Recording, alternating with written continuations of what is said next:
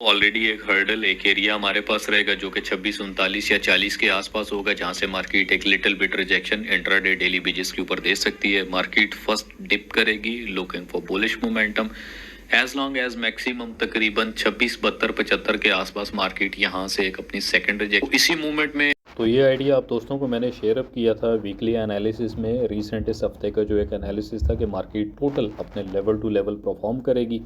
तो सेम यही चीज़ अगर मैं आप दोस्तों को लाइव चार्ट के ऊपर भी एक्सप्लेन करूं तो इससे ज़्यादा टेक्निकल एनालिसिस क्या होता है कि जो चीज़ एक हफ़्ता पहले बता दी गई है market exactly level to level calculation अपनी मूवमेंट कर रही है। बात करते चलें ग्रुप की, तो ऑलरेडी ग्रुप के अंदर भी सेम जितनी भी मार्केट की एक मूवमेंट थी टेक्निकली तमाम मैंने आप दोस्तों को क्लियर अप कर दी थी कि होल्ड कीजिएगा। एचएलएस के साथ में आपने होल्ड करना है, मार्केट टोटल बुलिश मोमेंटम पर है। For more detail and update तमाम जितनी भी चीज़ें ऑलरेडी मैं अपने चैनल पे बता चुका हूँ और कुछ भी पेडेड नहीं है और कुछ भी किसी किस्म का पैसों वाला